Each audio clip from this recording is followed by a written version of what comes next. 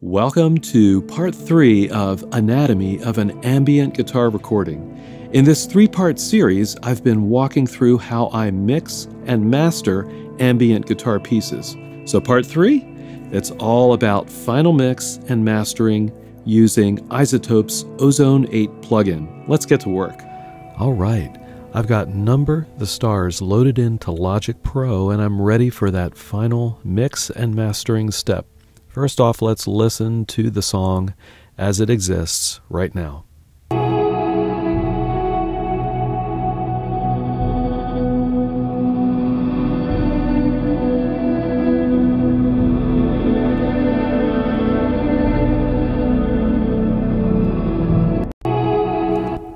The first step for me in the final mix is typically to add a tape saturation plugin. I really like the tone of those, and I'm using the Ozone 8 vintage tape plugin, and that's on the master bus.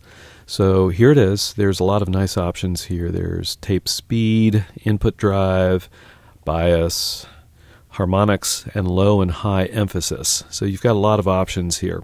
The way I like to go about setting this plugin is to actually crank the input gain all the way up, which gives me a very distorted sound to start with, but it also helps me hear what the other controls are doing. So let me go ahead and play through the piece a little bit, and I will adjust the controls a little bit so you can hear the difference too. Here we go.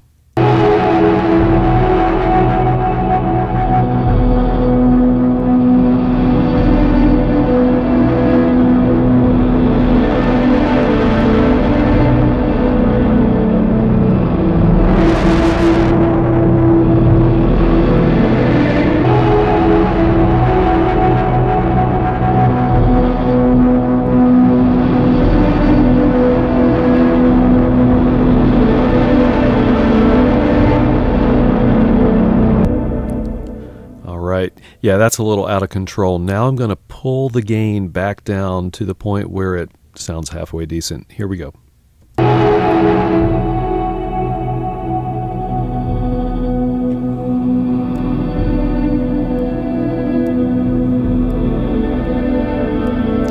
Probably about right there. So I'm going to play it again, and let me bypass the plugin and bring it back in so you can hear the difference. It is subtle, but it is a difference.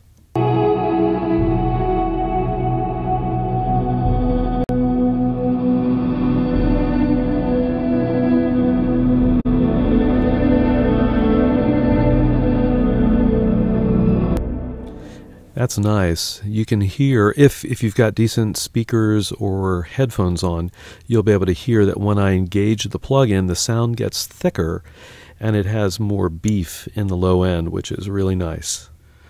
Okay, enough of the vintage tape plugin. Let's move on to Ozone 8, which is iZotope's mastering suite. And if you're not familiar with it, it includes a grouping of plugins that are really great for that final mastering step. You've got equalizers, compressors, maximizers, exciters, spectral, shapers, all kinds of stuff. So one of the other great things Ozone 8 has is the Master Assistant. And this allows the plugin, which is quite intelligent, to analyze your music and get the plugins to an initial state where you can then adjust them for that final mastering step.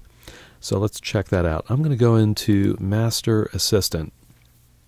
And as you can see, the first thing we'll want to select is the target. So streaming target is becoming more and more common. I release all of my music on YouTube, Bandcamp, Spotify, and the streaming option will get you to the correct level and kind of basic settings for distributing to a streaming service. Obviously, there's a CD target, and then there is a reference target, which is really cool.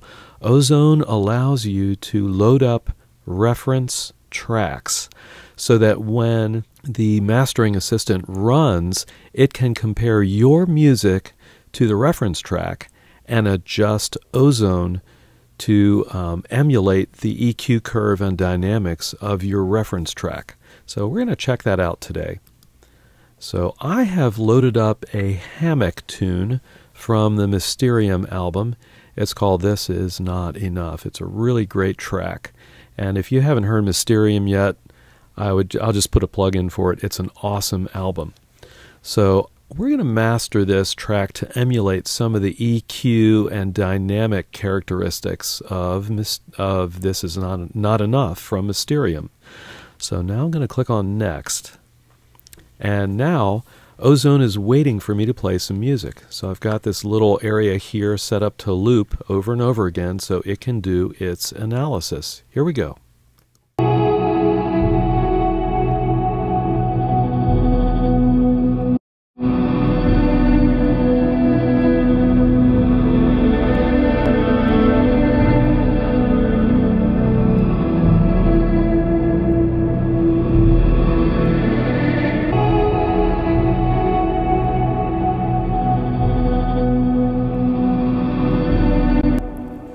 Alright, Ozone is done, and I'm going to go ahead and accept its settings, and let's see what it did.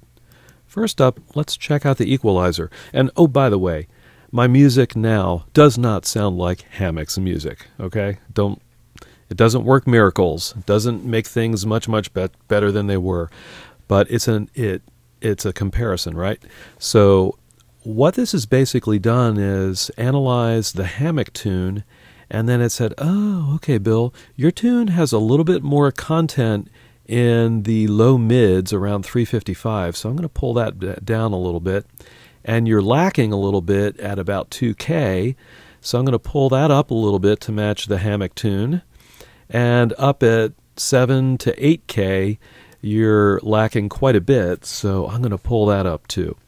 So that kind of makes sense. Let me go ahead and play this area so you can see the frequency graph and see why Ozone did what it did.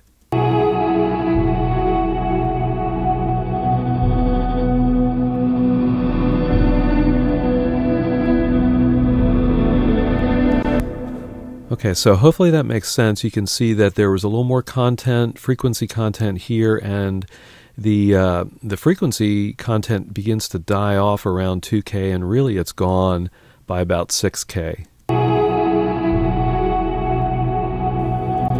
And that's due partially just to the instruments that I have playing in the track. But anyhow, so this is going to be quite a bit brighter than the original. Let me go ahead and bypass Ozone here.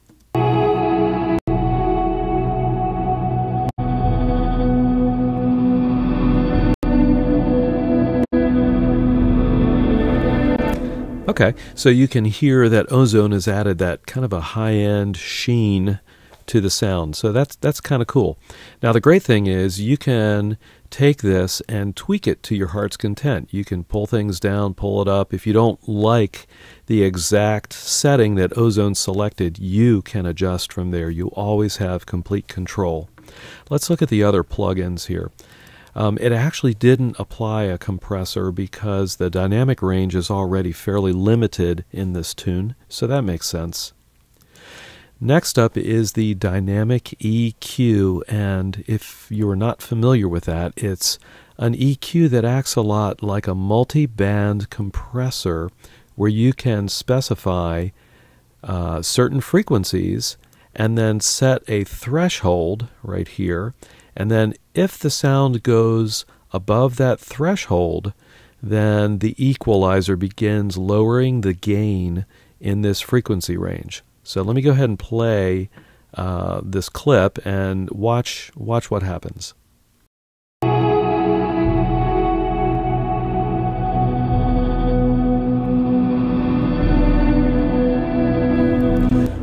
So this is pretty cool. Nice bass there, Bill. This is pretty cool. So I really like dynamic EQ a lot and use it quite a bit to help smooth out the frequency curve within the track. Finally, Ozone has selected the maximizer to bring up the gain. I know I'm going to change this plugin because I really am targeting this track for streaming services, and the recommendation generally is to have a ceiling of -1 dB. In other words, your signal never goes above -1. In addition, for streaming services, a good target level of loudness is -14 LUFS. You can see it here in the lower left-hand corner. And Ozone has a handy learn threshold option so that when you play back the material, it can again analyze it and get you into the right loudness range. Let's see what this does.